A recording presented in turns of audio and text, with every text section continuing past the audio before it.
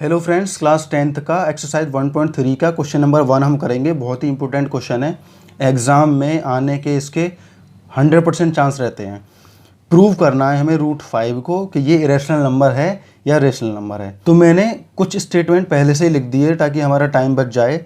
तो हमें इसे बस समझना है और बहुत ही ध्यान से समझना है। Let us assume that root 5 is a rational number. हमने क्या किया, रूट 5 को अपने पास से एज्यूम कर लिया। हमने मान लिया कि रूट 5 हमारा रेशनल नंबर है थोड़ी देर के लिए। लेट किया रूट 5 को a अपॉन बी में, क्योंकि जब रेशनल नंबर है तो p अपॉन क्यू की फॉर्म में हम लिख सकते हैं ना, तो हमने लिख दिया a अपॉन बी। तो ये a अपॉन बी जो है यहाँ पर को प्राइम है। को प्राइम का मतलब होता है जो सिर्फ 1 से डिवाइड हो सकें। जैसे कि एग्जाम्पल मैं बताऊँगा आपको, 4 हो गया, 9 हो गया। अब 4 तो 2 से डिवाइड होगा या 4 से डिवाइड होगा और 1 से भी डिवाइड हो जाएगा, लेकिन 9 3 से डिवाइड हो जाएगा और 9 से भी डिवाइड हो जाएगा। लेकिन कोई भी ऐसा टेबल नहीं है जो 4 और 9 को एक बार में काट सके। सिर्फ 1 से हम इन्हें डिवाइड कर सकते हैं। जैसे मान लो हमने 2 और 3 को रख दिया यहाँ पर, तो ये भी को प्राइम होंगे। तो को प्राइम कुछ ऐसे नंबर के जोड़े होते हैं जो सिर्फ 1 से डिवाइड हो सकते हैं। इसलिए यहाँ हमने जो a अपॉन बी माना है ये को प्राइम है, और यहाँ पर b हमारा 0 नहीं होगा। मैं आपको बता दूँ, हमने पहले भी पढ़ा है, 9th क्लास में भी पढ़ा है पहली एक्सरसाइज में, कि हम रेशनल नंबर को p अपॉन क्यू के रूप में लिखते हैं। और यहाँ पर हमारा q 0 नहीं होता। अगर q 0 होता तो ये रेशनल नंबर होता ही नहीं।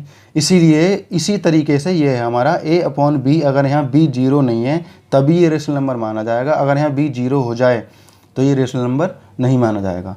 तो ये चीज़ें हमने समझी। तो हमने क्या किया, सिर्फ एज्यूम किया। हमने सिर्फ माना कि जो 5 है हमारा रेशनल नंबर है। हमने उल्टा सोचा, इसने इरेशनल पूछा है कि ये इरेशनल है या रेशनल है, लेकिन हमने अपने पास से इसे एज्यूम कर लिया कि ये रूट 5 जो है वो हमारा एक रेशनल नंबर है। हिंदी वाले भी बड़े ध्यान से समझें, क्योंकि ये प्रूव करने के लिए आएगा ही आएगा। अब आगे हमने क्या कर लिया, रूट 5 को हमने a अपॉन बी के फॉर्म में रख लिया, जहाँ हमारे a एंड b जो हैं वो को प्राइम हैं और b हमारा 0 नहीं है। ये होगा ना क्लियर हमारा। अब हम इसे कैसे कैसे लिखेंगे।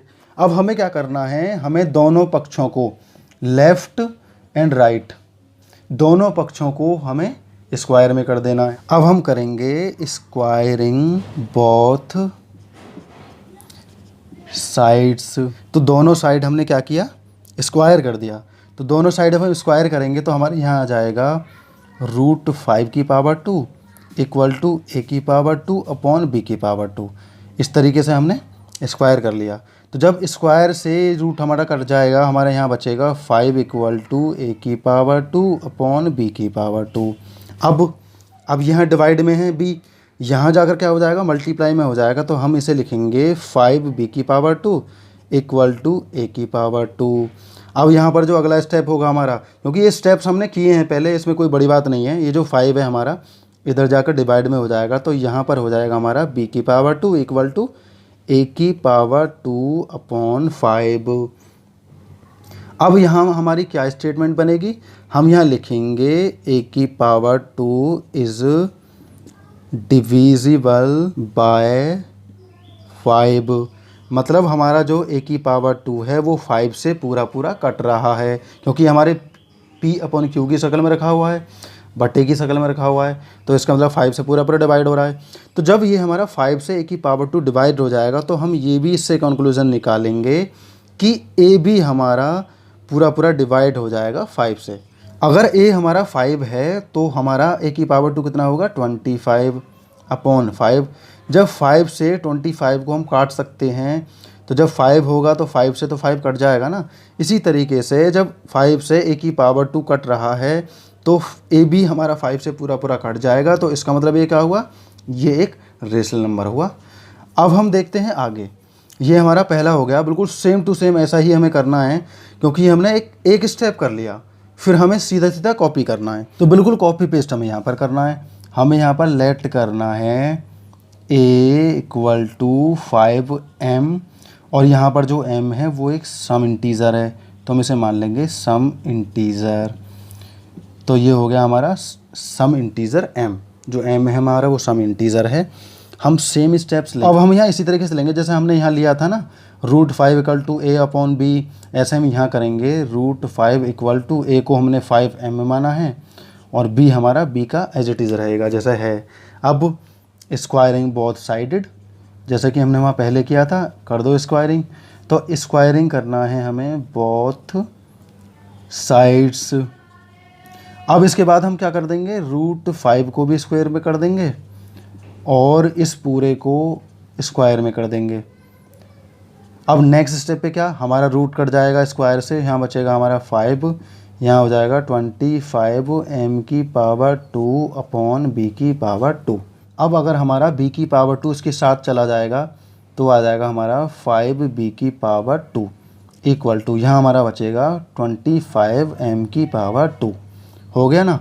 अब b के बाद में हमारा जो 5 बचा हुआ है, ये डिवाइड के बाद ये बॉर्डर के पार्ट चला जाएगा, ये बचेगा यहाँ पर b² बच जाएगा। यहाँ हो जाएगा हमारा 25m², नीचे हो जाएगा 5 से अगर हम इसको काटेंगे तो अब हमारे यहाँ बचेगा b² इक्वल टू 5m², क्योंकि इससे कट गया पूरा। अब ये जो 5 है ये हमारा इधर आ जाएगा। तो अगला स्टेप हमारा क्या हो जाएगा, यहाँ पर m² इक्वल टू b²/m। तो हमारा यहाँ हो जाएगा b²/5 इक्वल टू m²। ये हमारा इस तरीके से हो जाएगा। अब हम यहाँ स्टेटमेंट लिख सकते हैं। क्या लिखेंगे, जैसे हमने पहले लिखा था, अब हम यहाँ लिखेंगे, वहाँ हमने लिखा था a² के लिए, यहाँ लिखेंगे b² के लिए। b² इज़ डिविजिबल बाय 5, और अगर ये b² को 5 पूरा काट रहा है तो b को भी पूरा काट देगा।